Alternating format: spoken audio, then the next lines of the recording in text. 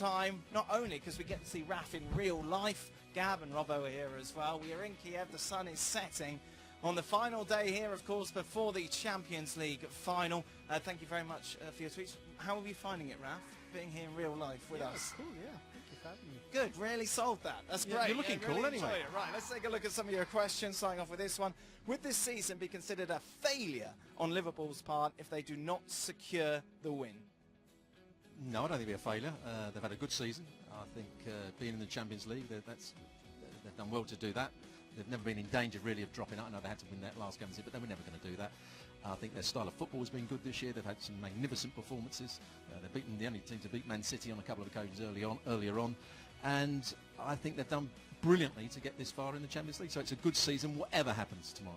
How much do you love Klopp, Raf? I mean, I have written a book on him. Exactly, which is available in all good bookstores. I thought I might bring that up. Did he like it? Did he? Yeah, he did like it. Yeah, it was just came as a great Anything he relief to pulled me. you up on? No, he said he'd forgotten half of the stories, but he found it really funny and entertaining, and he liked it. Do you think he read it, or did he get some servant to read it? No, he actually read it. He read it on the plane. They're going to South Africa on an international break. But to answer your question, I'm not sure. I don't know if I want the question answered. I'm not sure I love him, but I respect what he's done because I think he is a bit of a role model for someone who doesn't come from a great footballing background, played only in the second division, came from a small village in Black Forest, and just through his ability to pick up ideas, to motivate players, to learn lessons, to learn from mistakes, to grow, has taken two teams that you didn't expect to the Champions League final. So I think sounds like love. Yes, it's love. What he's done. It's like him and I think the fact he's German, it's a love, isn't it? Well, of course. Right, next question is, let me get to this. Gab, do you see Sarri as a good fit at Chelsea?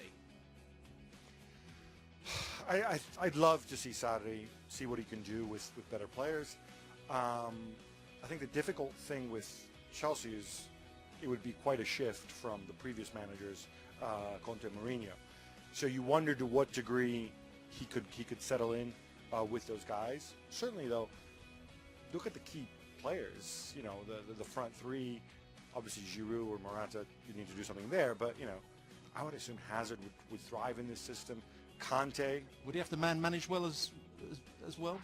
You know, he's proved at Napoli he's a great coach. Would he be able to manage those players, which seems to be key at Chelsea? That is one of the questions, especially because, don't forget, at Napoli, one of the criticisms this year was that, you know, he only used sort of 13, 14 players, and part of it, you know, part of the blame went to the club. Well, they didn't buy him a better bench, but the club would also say, you know, we got you guys who we thought were good, like Unas and stuff like that, and then you didn't play them.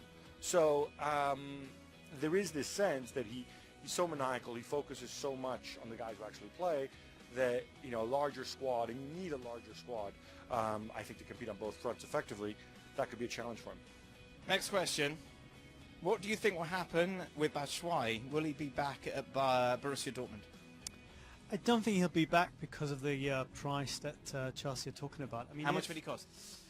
Well, they've quoted sort of the standard rate for strikers of his range was these 60, 70 million euros, and with all the will in the world, I think Dortmund can't quite stretch that far. Right.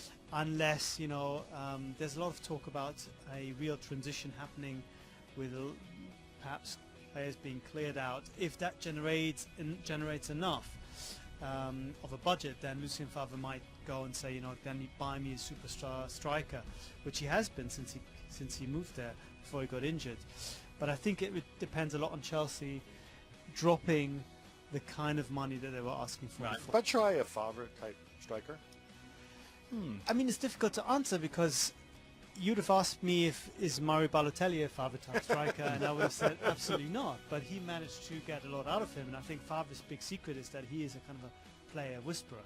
He will say, hold on, just turn your foot around a little bit. When you control the ball, you'll do a lot better. And then players say, yeah, come on. And then actually they do it and say, oh, actually, yeah, it does help me. And he brings out the best out of guys.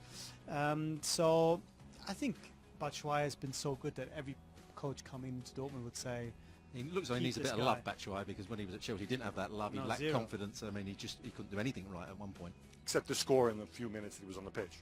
Yeah. Which you did plenty of. But when he started, he was hopeless. There's a lot of bugs, isn't there? Oh, there is. Bugs flapping about everywhere. As long as they don't bite. No, let's hope not. I think that's it. I think we're done. That's it. You going to have dinner with us tonight, Rob? Or are you going to leave us again? Robbo left us for dinner, didn't want to have dinner with us. Depends who's coming. He wanted some time alone. Yeah, it depends whether Gab's going to hold court again. You know, it's all about Gab. You know what? On the subject of the bites, we just learned from one of our Ukrainian friends here that we'd learned the meaning of klopf in Ukrainian. Klopf is a blood-sucking bug, like the kind on Stuart's head.